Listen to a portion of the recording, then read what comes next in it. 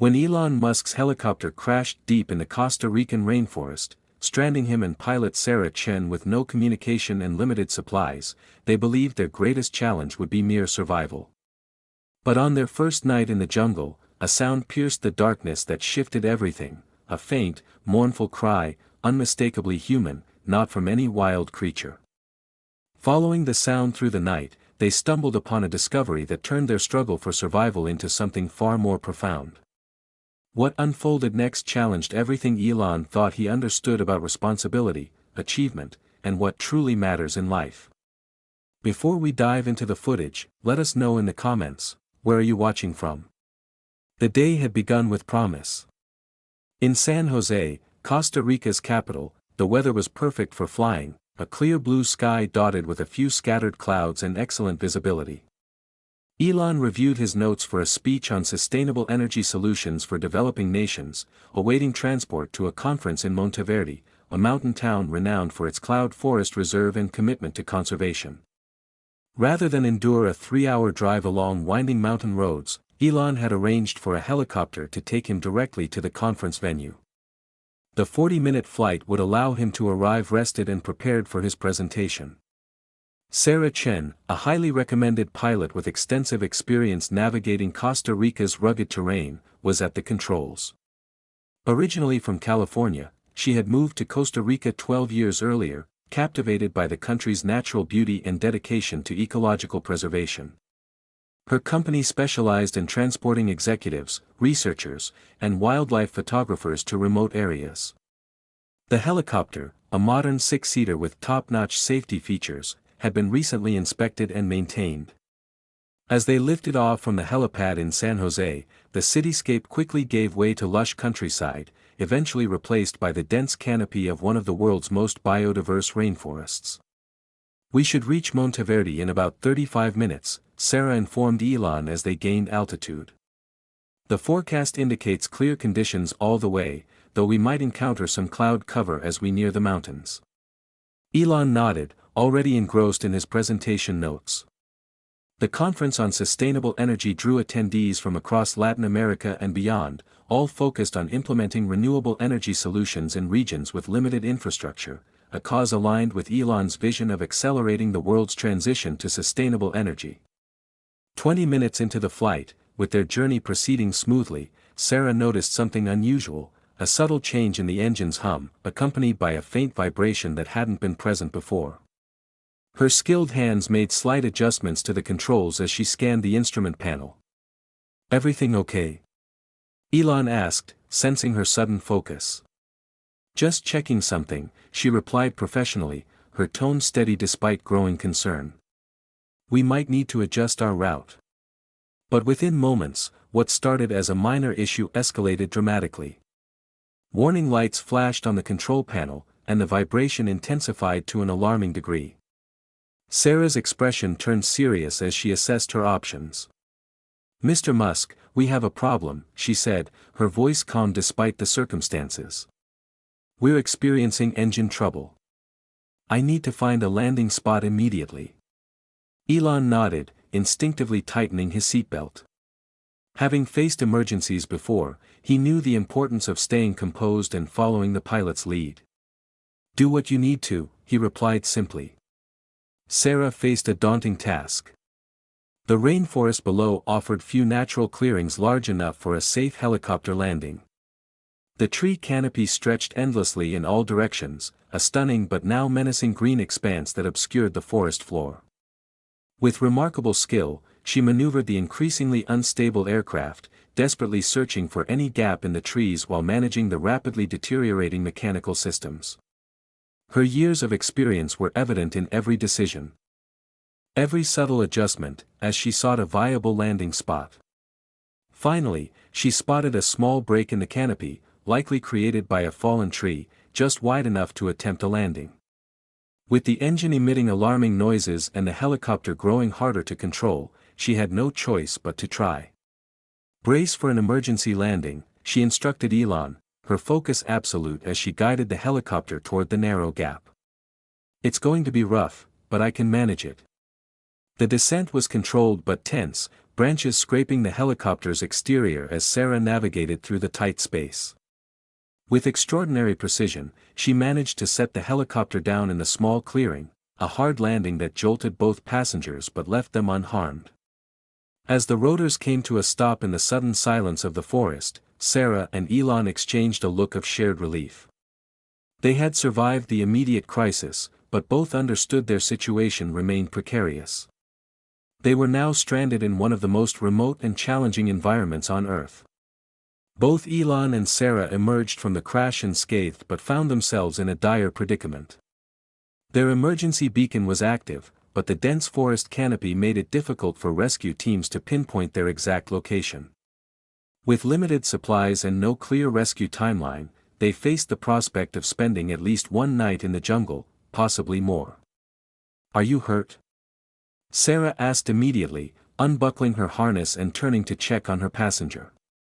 "I'm fine," Elon assured her, already assessing their situation with the analytical focus he applied to all challenges. "What about the helicopter?" Sarah shook her head after a quick inspection of the smoking engine. "It's not flyable. The main rotor drive system is too damaged to repair in the field, and the radio's out. Something must have fried the electrical system during the landing." She reached into a compartment near her seat and retrieved a bright orange device. Fortunately, the emergency beacon runs on its own battery, separate from the main electrical system.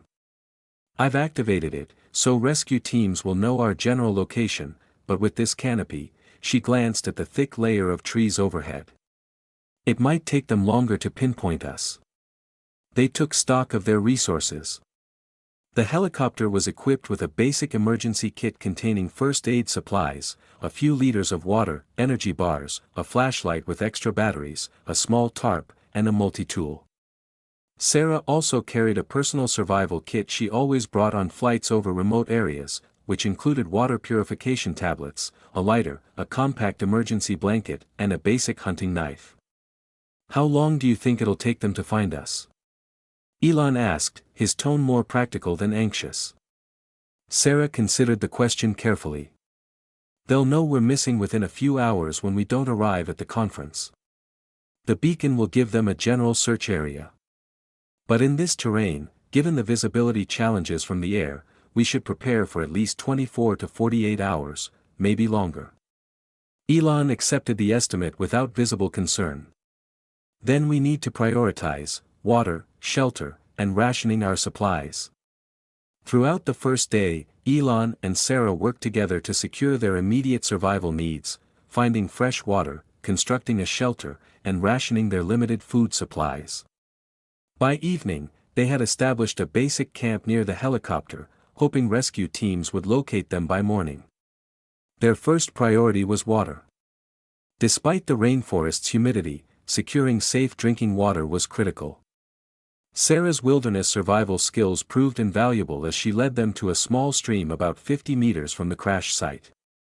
Using the water purification tablets, they treated enough water to fill all their available containers, ensuring they could avoid dehydration while awaiting rescue. Next came shelter. Using the tarp from the emergency kit and materials gathered from the forest floor, they constructed a simple but effective canopy near the helicopter. This structure shielded them from the frequent rains typical of the rainforest and provided a barrier against insects at night. During these tasks, Elon impressed Sarah with his pragmatic approach and willingness to follow her survival instructions. Despite his wealth and status, he worked alongside her without complaint, gathering materials for the shelter and adhering to her guidance on wilderness survival. There was no sense of entitlement or expectation of special treatment, just a focused determination to meet their immediate needs. "You seem remarkably calm about all this," Sarah remarked as they finished setting up their shelter late in the evening. Elon gave a slight shrug. "I've always believed in preparing for various scenarios. Problem solving is fundamentally the same process, whether it's rocket science or staying dry in a rainforest." As evening approached, they carefully rationed their limited food supplies, uncertain of how long they would need to last. Sarah suggested supplementing their diet with certain fruits she deemed safe, though she cautioned against consuming unfamiliar items. They built a small fire near their shelter, with Sarah gathering dry materials from beneath fallen logs where the rain hadn't reached. The fire provided warmth through the cool night, some protection from wildlife, and a potential signal for rescue aircraft if there were gaps in the canopy overhead. By nightfall, they had done everything possible to ensure their safety and comfort. Sitting by the small fire, they assessed their situation. The helicopter's emergency beacon continued to emit its steady signal, blinking rhythmically in the growing darkness. Above them, stars occasionally peeked through small gaps in the forest canopy. It was during this quiet moment on their first night that they heard the sound, a plaintive cry, distinctly human, not from any wild animal. Following the sound by moonlight, they uncovered something that transformed their survival ordeal into a far more meaningful experience. At first, the sound was faint, barely audible amid the chorus of nocturnal forest noises that had intensified with the darkness. Both Elon and Sarah paused their conversation, listening intently. "Do you hear that?" Sarah asked, tilting her head to better catch the sound. Elon nodded, already rising to his feet. "It sounds like a child," Sarah concluded, reaching for the flashlight. They exchanged a brief look filled with concern and disbelief. How could a child be here, miles from any village or settlement? But the crying persisted, weak yet unmistakably human, emanating from somewhere in the darkness beyond their small camp. "We have to find them," Elon said, grabbing a burning branch from the fire to use as a torch. "Which direction?" Together, they ventured cautiously into the forest, calling out to the child in English and Sarah's limited Spanish. The crying would stop briefly, then resume, guiding them through the dark undergrowth. They moved slowly, mindful of the risk of losing their bearings in the jungle at night, keeping the fire in sight as a reference point. After about 15 minutes of careful searching, the sound led them to a fallen tree. Its massive trunk had created a small natural shelter where it had fallen, propped against another tree. Sarah directed the flashlight beam into the space beneath it. There, barely visible in the darkness, was a small, shivering boy, about 4 years old, clearly lost, frightened, and alone.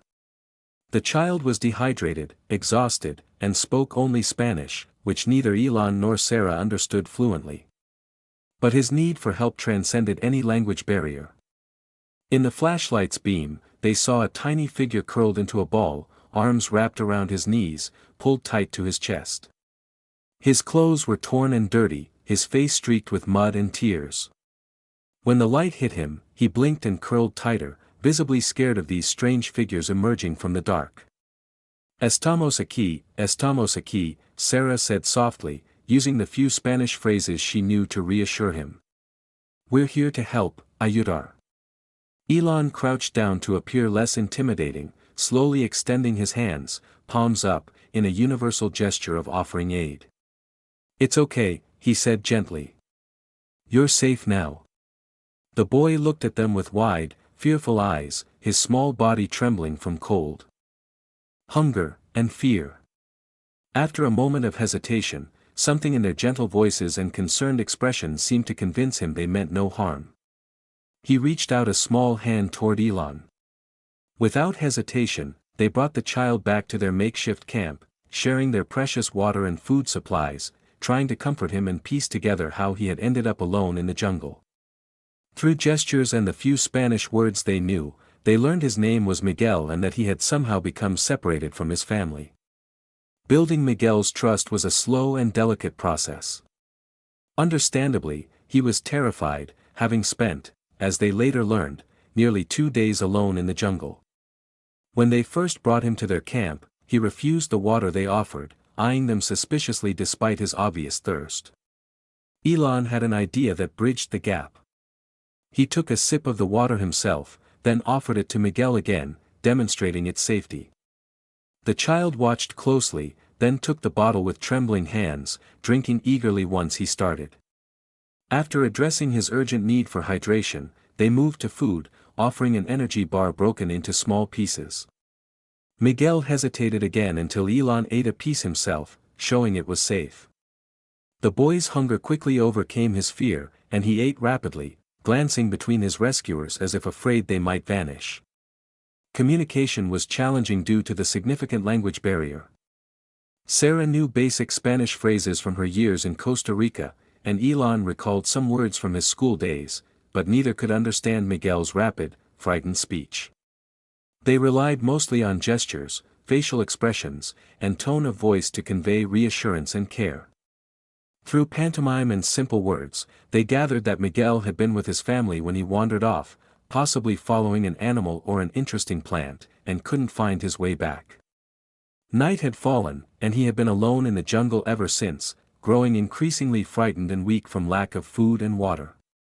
Finding Miguel shifted their survival priorities entirely. What had been a difficult but manageable situation for two adults now involved a vulnerable child who was already weakened by exposure and dehydration. Elon found himself drawing on reserves of patience and tenderness he hadn't accessed since his own children were young. "We need to keep him," Sarah said, already wrapping her light jacket around the trembling child. "Hypothermia is a major risk, even in this climate. Temperatures drop at night, and he's already compromised." Elon nodded, rearranging their shelter to create a protected space with Miguel at the center, where he'd be shielded from the elements and benefit from their shared body heat. They laid the emergency blanket on the ground to insulate him from the damp earth, creating a small but cozy spot for the exhausted child.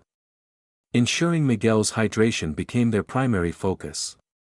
He showed signs of dehydration, weakness, lethargy, and dark urine when he finally felt comfortable enough to relieve himself at the camp's edge. They set a routine of frequent small sips of water rather than large amounts, which his system might not handle after prolonged deprivation. The following day, as they awaited rescue, Elon watched as Sarah expertly cared for Miguel, crafting toys from jungle materials to distract him, singing songs to soothe him when he cried for his family, and carefully monitoring his water intake to prevent further dehydration. Her natural maternal instincts and wilderness skills were invaluable. She fashioned small dolls from leaves and twigs, tying them together with strips of bark, and demonstrated how they could dance or talk to each other. She created a simple ball from tightly woven vines, which she and Miguel gently tossed back and forth. These simple activities helped divert the child's attention from his fear and discomfort. When Miguel cried, missing his family, Sarah sang soft, calming songs. Though the lyrics were in English, which Miguel didn't understand, the gentle melodies had a comforting effect. She encouraged Elon to join her at times, and their impromptu duets often brought small smiles to Miguel's face despite his distress. For his part, Elon discovered abilities he hadn't known he possessed. Despite lacking experience with small children in crisis, he instinctively knew how to calm Miguel during frightening moments, how to make him laugh despite their dire circumstances, and how to convey care and protection without a shared language. Often perceived as a man singularly focused on technology and business, Elon showed a surprising capacity to connect with a scared child. He invented simple games using campfire shadows, creating animal shapes that made Miguel giggle. He showed patience when Miguel needed frequent breaks during their trips for water, never showing frustration over the delays this caused in completing survival tasks. Most remarkably, Elon seemed to intuitively sense when Miguel needed physical reassurance. Though typically not demonstrative, he'd place a hand on the boy's shoulder when he seemed scared or let Miguel lean against him when tired. These small gestures built a bridge of trust that transcended the language barrier. Together, Elon and Sarah fostered a sense of safety for Miguel that was remarkable under the circumstances. They established simple routines, regular water breaks, small meals, rest periods, and activities to pass the time, to provide predictability that helped him cope. On the second night, as Miguel slept between them for warmth and comfort, Sarah and Elon had a conversation that lingered in both of them long after their rescue. The makeshift bed they'd created for Miguel proved too small for him to sleep alone, and as the night set in, he grew increasingly anxious. Instinctively, they positioned themselves on either side of him, forming a protective cocoon where he could finally relax enough to sleep.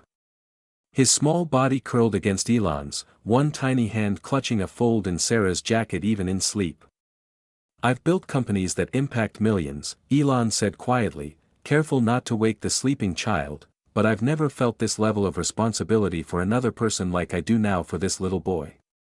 The firelight cast flickering shadows across their shelter, and the sounds of the night forest provided a strangely peaceful backdrop for their discussion.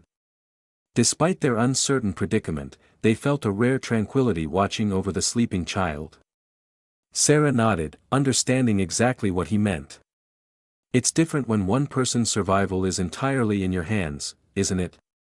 In my company, responsibility is shared across teams, systems, processes. Elon continued, but here, it's just us. No delegating, no technology to fix the problem, just our direct care for this child. I keep thinking about his parents, he added. Somewhere out there, they're probably searching for him, terrified of what might have happened. They don't even know he's being cared for. Sarah's face softened with empathy. I can't imagine what they're going through, not knowing if their child is alive, scared, or hurt. When my own kids were this age, Elon said, I worried about them constantly, even with all the precautions we had, nannies, safe homes, the best medical care available immediately. Miguel's parents have none of that, and right now, they don't even know if they'll ever see him again. They fell silent for a moment, listening to Miguel's even breathing. The child occasionally shifted in his sleep, his face tightening briefly before relaxing again. Sarah gently adjusted the makeshift blanket covering him. Do you think they'll find us tomorrow? She asked. I hope so, Elon replied. Especially for his sake, he needs proper medical care and his family.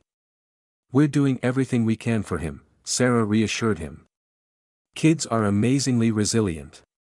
The fact that he's sleeping soundly is a good sign. Elon nodded, watching the boy's small chest rise and fall with each breath. It's strange how this happened, Sarah said softly. If we hadn't crashed exactly where we did, if we hadn't heard his cry when we did, some might call it fate. Being in the right place at the right time to help someone who needed us, she added. Or the wrong place at the right time, Elon said with a faint smile, depending on how you look at it. On the third morning in the jungle, they heard the sound of approaching helicopters. The rescue operation had finally located them, guided by their emergency beacon signal and aerial searches that spotted the wreckage. At first, the sound was a distant hum, barely distinguishable from the forest's natural noises, but it grew steadily, becoming the unmistakable whir of helicopter blades slicing through the morning air. Miguel woke to the noise, initially startled by the unfamiliar sound. Elon and Sarah quickly reassured him, using gestures and excited expressions to convey that help was near. The boy looked up at the sky with them, a mix of fear on his small face as they pointed upward through the canopy gaps. When the rescue team descended through the canopy and reached their location, they expected to find two stranded passengers from a helicopter crash. Instead, they found Elon and Sarah with a young child who clearly wasn't part of their flight manifest. The rescue team comprised 4 specialists, 2 from Costa Rica's Civil Air Patrol and 2 from an international search and rescue organization. Their astonishment was evident upon discovering not just the 2 adults they were looking for but a small local child as well. We have 2 primary survivors, plus 1 child, approximately 4 years old, showing signs of dehydration and exposure, the lead rescuer reported over the radio after a quick assessment.